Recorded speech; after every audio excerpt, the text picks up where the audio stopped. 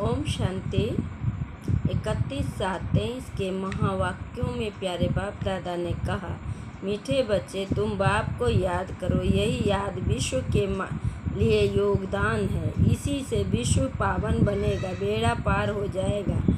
फिर बाबा ने प्रश्न में कहा, किन बच्चों की संभाल अंत समय में स्वयं बाप दादा करते हैं? उत्तर में बाबा ने कहा, जो बच्चे बहुत समय से कांटों को फूल बनाने की सर्विस में तत्पर रहते हैं, बाप के पूरे मददगार हैं। ऐसे बच्चों की अंत समय में बाप स्वयं संभाल करते हैं।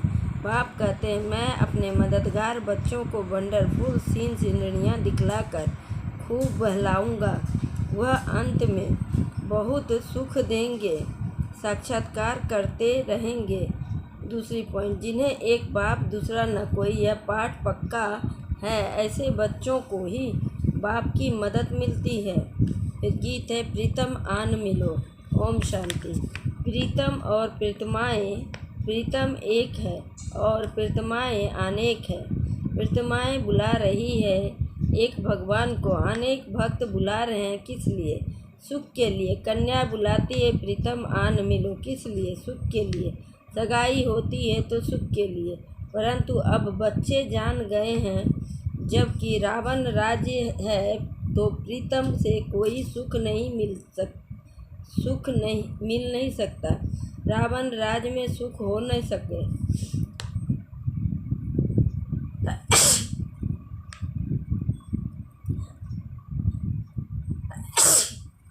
प्रीतमाएँ सब शोक वाटिका में है, तब तो बुलाते हैं ना। अशोक वाटिका में तो कोई बुलाते नहीं है। कोई दुख व शोक नहीं तो बुलाएंगे क्यों? दुख में ही प्रीतम को याद करते हैं। फिर प्रीतम मिल जाता है तो आधा कल प्रीतमाएँ याद करने से छूट जाती है। अभी तुम जानते हो, सबसे मीठा सबसे प्यारा प्रीतम है, एक परमपिता परमात्मा, सबसे ऊंच सबसे श्रेष्ठ। यहाँ कोई मनुष्य अपने को श्रेष्ठ से श्रेष्ठ कह न सके। भल कहते हैं ईश्वर सर्वव्यापी है, शिवो अहम, परंतु एक दो से श्रेष्ठ तो होते ही नहीं हैं। साधु लोग में जो ऊंच होते हैं उनको और साधु लोग दंडवत प्रणाम करते हैं, परंतु सबसे ऊंच से ऊंच एक ही प्रीतम परमपिता परमात्मा गाया हुआ है। सब उनको याद करते हैं, जरूर सुख के लिए। जब बहुत दुख होता है तो प्रीतमाएँ याद करती हैं। अभी बच्चों को इतना दुख का अनुभव नहीं है। अर्जुन तो बहुत दुख आने वाला है। जिसको बुलाया जाता है वह आएगा तो जरूर ना। तो बाप भी जाते हैं। बाप का बनने से एक सेकंड में सुख का वर्षा मिल जाता है। बच्चों को निश्चय होना चाहिए, हमने बाप की गोद ली है तो सेकंड में जीवन मुक्ति मिली है। बच्चा पैदा होता है तो गोद में आ जाता है, फिर निश्चय हो जाता है कि यह वारिस है, यह भी बेहद का बाप है। अब अच्छी रीति इनको पहचान लेते हैं। पहचान में कोई तकलीफ नहीं है। बच्चे बहुत हैं। गाया जाता है सन सोज फादर्स, तो किसको कहने की दरकार नहीं है। ढेर के ढेर ब्रह्म कुमार कुमारियाँ हैं। इतने ढेर बच्चे सिवाय ईश्वर के और किसको होते हैं नहीं। श्री कृष्ण तो दैविक गुण वाला मनुष्य को इतने बच्चे हो नहीं सकते। तुम जानते हो हम शिव बाबा के बच्चे हैं। तुम कह सकते हो कि कोई भी मनुष्य को इतने बच्चे होते नहीं हैं। इतने ब्रह्मा कुमार कुमारियाँ हैं। गायन है तो है ना, प्रजापिता ब्रह्मा याद करते हैं त्रिकालदर्शी परमात्मा। भगवान को ही इतने बच्चे हो सकते हैं, तो वह निराकार जब साकार में आए तब तो एडॉप्ट करे ना। शरीर ना हो तो गोद कैसे लेंगे? ईश्वर की गोद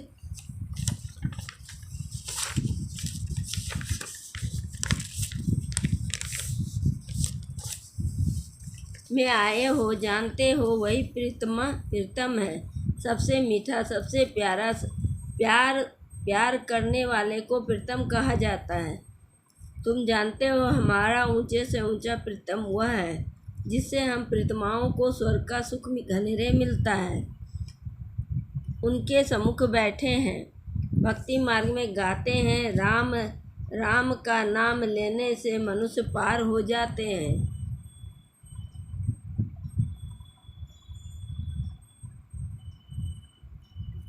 इसलिए राम राम बहुत कहते हैं। जैसे गंगा नदी को पतित पावनी समझते हैं, मनुष्य वहाँ जाकर पत्ते पर दीवा जलाते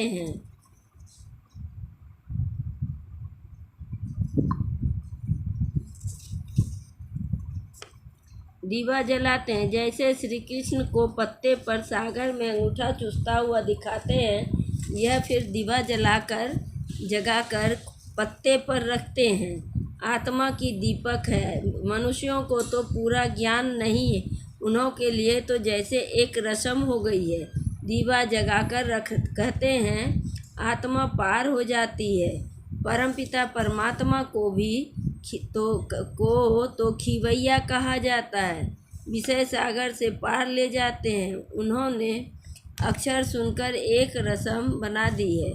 आत्मा बाप आत्मा का दीवा जगाते हैं। यह सब निशानियां हैं। आत्मा को ही यह शरीर छोड़ जाना पड़ता है उस पार ब्रह्म परम धाम में।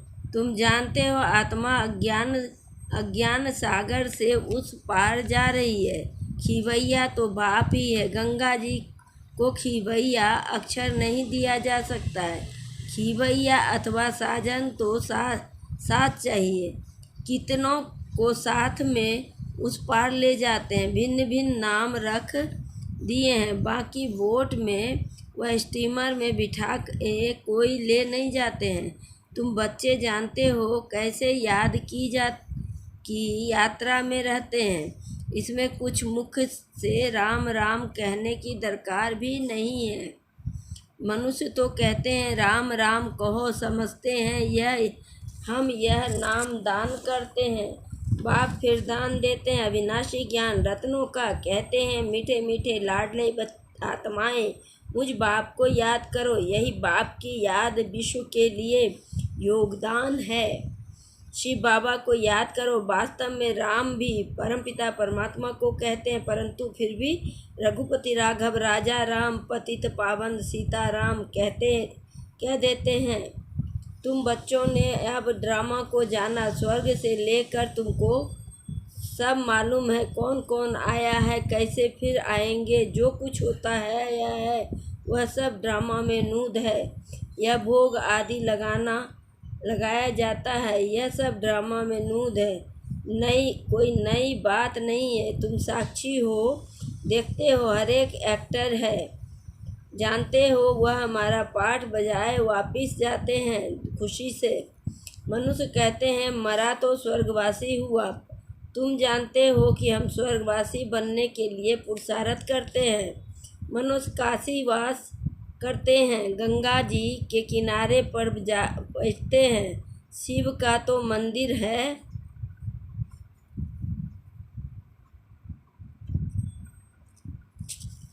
गंगा में कोई काशी कलवट नहीं खाते हैं। कोई बरोबर पतित पावन तो शिव बाबा ही है। यह भेद है। शिव बाबा का मंदिर है। आगे एक कुएं में शिव पर बलि चढ़ते थे। तुम बनारस वालों को अच्छी रीति ज्ञान दे सकते हो। बोलो, तुम यहाँ बैठे हो, गंगा के कंठा पर भी शिव बाबा का मंदिर भी है। फिर तुम शिव पर बलि क्यों चढ़ते हो? शिव पर पतित पावन है, वह गंगा है। वास्तव में पतित पावन तो शिव ही है। भगवान के पास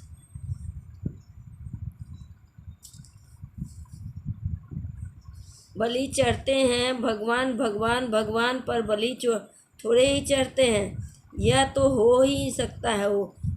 ऐसे नहीं कि हम भी सर्वव्यापी के ज्ञान को तुम झट उड़ा दे सकते हो।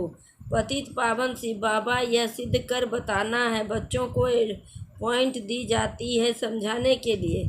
काशी में इतना सबसे सहज और अच्छा शिव का मंदिर है तो जरूर कभी आया आया है। शिव को हमेशा बाबा कहा जाता है। उनको अपना शरीर कभी नहीं मिलता है। ऐसे तो शिव का नाम बहुत बच्चों के हैं, अथवा श्री कृष्ण भी लाखों के नाम होंगे,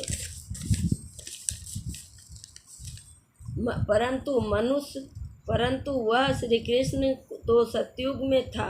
श्री कृष्ण के भक्त श्री कृष्ण की मूर्ति उठाए पूजा करेंगे, मनुष्य की तो नहीं करेंगे न। तो सिद्ध होता है कि श्री कृष्ण सतयुग में होता है, पर मनुष्यों को पता ही नहीं राधे कृष्ण कौन है। स्वयंवर के बाद यही लक्ष्मी नारायण बनते। उन्होंने कब रजाई ली, यह पाठ बैठ समझाते हैं। तुम हो स्वदर्शन चक्रधारी, विष्णु के ऊपर स्वदर्शन चक्रधारी नाम कैसे पढ़ाई, क्या किया, यह तो कोई समझा नहीं सकते।